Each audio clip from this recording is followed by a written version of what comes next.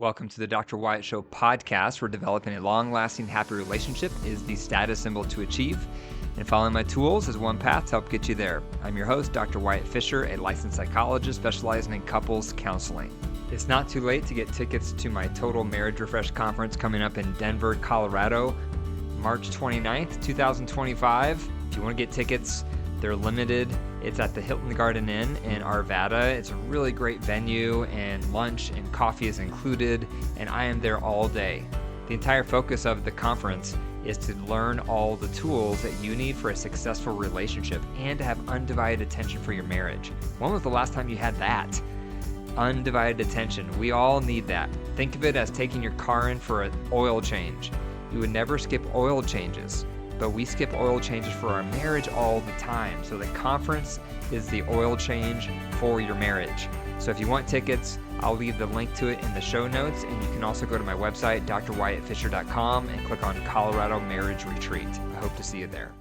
So today I'm talking about perception versus reality, how to know the difference. Have you ever had your partner tell you you're a certain way and you disagree with them? Now what do? Are you right or are they right? Is their perception right or is your perception right? What do you do when there's a difference in perception of what's happening, of what traits you have, of what traits your partner has? Because it's very easy to say to your partner, you're a bad listener, and then your partner says back, you're just too sensitive. Or maybe you say, you're really controlling, and your partner says, you're just sensitive to being controlled. So who is right in these scenarios? We're going to unpack some of this because it's a common issue in marriage, a common issue of I think you're one way, and then you tell me I'm another way. So how do we know what's right? How do we know what reality is? So let's use the example of you saying to your partner, you are controlling, and your partner saying back to you, you're just overly sensitive to being controlled. Let's use that as an example to unpack this. So the first thing that could be happening here is you could be projecting from wounds. And so if I'm the person who is saying you're controlling, I could be projecting onto my partner from my past, because maybe growing up I did have overly controlling parents. And maybe I hated how that felt, and I felt like I didn't have a voice. So now as an adult, I'm sensitive to feeling controlled. And so I do project onto my spouse. I think they're being controlling when they're really not being controlling, but I project that onto them that they are being controlling because of those wounds in my past of feeling controlled. So I'm hypersensitive to it, but maybe I don't even realize it. Maybe I don't even realize I'm projecting onto my spouse. One thing you can guarantee is the more unhealed wounds you have from your past, the more unhealthy you're going to be as a partner. And this is one of the primary reasons why. Because when you have a lot of unhealed trauma, unhealed wounds, unhealed issues from your past, you project all sorts of stuff onto your spouse and you think it's reality. You think it's truth. And then you act on it as if it is truth. But it might have nothing to do with your partner, and it might have everything to do with your past that you have not dealt with, that you have not worked through. So the more unhealed trauma you have from your past, the more problems you have from your past, the more likely you're going to project things onto your spouse that is not accurate. One way to discern this using this example is if you think your partner is controlling, you should ask yourself, have I ever felt controlled before? Have I ever felt voiceless in my past? Have I ever felt something similar in my upbringing? And if the answer is yes, then there's a good chance you might be projecting onto your partner and they're actually not controlling at all. So that's one thing that could be happening in these dynamics where you're not sure what perception is versus reality. A second thing that could be happening when you say to your partner, you're controlling, and they say back to you, no, you're just hypersensitive to being controlled, they may have a blind spot. Your partner may be controlling and not realize it. That also could be happening here. You're not projecting onto them at all. Your perception is accurate, and they have a blind spot. They're actually a controlling person, but they don't see it. They don't realize it. And they dismiss your feedback when you say you're being controlling. They flip it and counter blame you by being hypersensitive to being controlled, but that's actually not what's happening. What's happening is they actually are controlling, but they have a blind spot. They just don't see it. And this is a growth area for them. They may need to be educated on what they do that seems controlling, on what they do that comes off controlling. And by the way, a pro tip here that I mentioned before, but it's so important repeating. If your partner tells you you're something like controlling or a poor listener or self-absorbed, don't get defensive and say, I'm not self-absorbed, or I'm not controlling, or I'm not insensitive. Don't defend yourself and say that, because you're not going to talk them out of how they experience you. It's futile. Instead, you should ask them, what do I do that comes across self-absorbed? Or what do I do that comes across controlling? Or what do I do that comes across insensitive? When you ask those questions, you're going to understand how they're defining their terms, and that will give you data on what you can work on. Because if your partner thinks you're something, controlling, insensitive, unsupportive, self-absorbed, you name it, whatever they think you are, you're not going to talk them out of it. So either you have a blind spot, or you're just not understanding how they're defining their terms. Do not waste your breath trying to convince them that you're not that thing that they think you are. You're not going to win that argument. So instead, spend your energy trying to understand how they are defining their terms.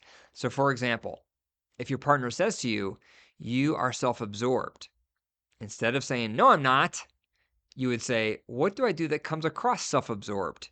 And then your partner may say, well, when we're together, you look at your phone more than me. Or when you come home, you spend 10 minutes greeting the dog instead of greeting me. Or when we finally get in bed together, all you want to do is read instead of connect. They could define self-absorbed in all sorts of ways that you're not aware of.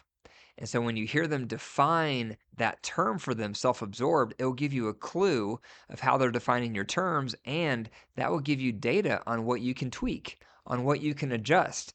So try not to get your feelings hurt or get offended that they see you as self-absorbed and you think, oh, what a horrible thing. How could you view me that way? Try not to take it personal, but instead view it as an investigation. Try to become curious and see how they're defining their terms, so that then you know what you can do to get better. The third option is both could be happening. The person saying you're controlling, they may have wounds from their past that they're projecting onto their spouse, and their spouse who says, no, I'm not, you're just overly sensitive to being controlled, that person may also have a blind spot. So this also can happen for couples where both things are happening simultaneously. One partner has wounds that are unresolved and they're projecting. The other partner has a blind spot that they're not owning. And so that might be you. That might be your scenario where one of you is projecting, the other one has a blind spot. And that can actually be helpful if that is happening, because that gives you both something to work on. It's always helpful with tension and vicious cycles for both spouses to be able to latch onto what they're each doing that's making things worse, so they each can improve the dynamic. They each can have homework on what they both can be doing to improve their cycle together. And so if this is the case in your marriage, where one of you has wounds from your past that you project onto your spouse, the other one has a blind spot and doesn't realize they're a certain way, that actually can be a good thing if you both can realize it, because then you both have something to improve moving forward. Number 4 is you may need a third party, because sometimes you may not know what's going on. You may not know if you're projecting because it seems like reality. You may not know if wounds from your past are influencing how you're viewing and interpreting your partner's behavior. You may not know. Or you may not know if you actually are a certain way. Your partner says you're controlling or unsympathetic or unsupportive or self-absorbed or insensitive, and you're not quite sure if they're correct because you don't see yourself that way. So you're not sure. You're not sure what reality is. And so there's a lot of moments in marriage where we don't know what the truth is. And when you're in that scenario and you're at an impasse, you probably need to reach out for support with a couples coach or a couples therapist. And then that person can tell you, yes, I think you're projecting onto your spouse. Or they can say, nope, I don't think you're projecting, because what just happened, I think anyone would feel the same. And they can highlight for the other person, yes, what you're doing there does come off as controlling, even if that's not your intent. Or they would say, nope, what you're doing, that does not seem controlling. And most people will not view that as controlling either. So getting a third party involved is important when you're not clear on what reality is and you and your spouse can't work it out on your own and you feel like you're at an impasse. between perception versus reality. That's when this third party, again, can provide objective feedback from someone who's not involved in your dynamics.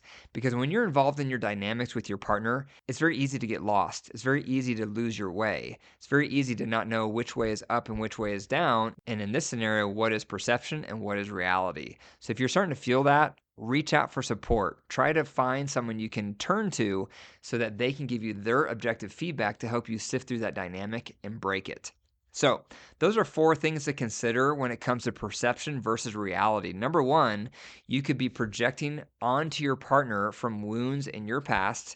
Number 2, if you're the one receiving feedback, you may have a blind spot that you don't realize. Number 3, both of these things could be happening.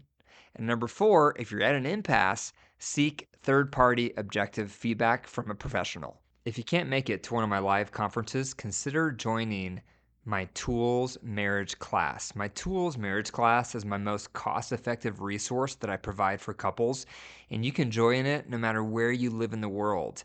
And what you do in Tools is I meet with you in a live class through Zoom every single week to teach you all of my tools. Benefit of it being live is that we do demonstrations, we can do role plays, Q&A, you can ask me other questions beyond the tools about your relationship. But if you're looking for an affordable way to boost your relationship, I definitely recommend you join my Tools Marriage class. I'll leave a link to it in the show notes, and you can also go to my website, drwyattfisher.com, and click on Tools. If you found value in today's episode, be sure to click the 5 stars and leave a review. I always appreciate getting reviews because it shows me this podcast is making a difference.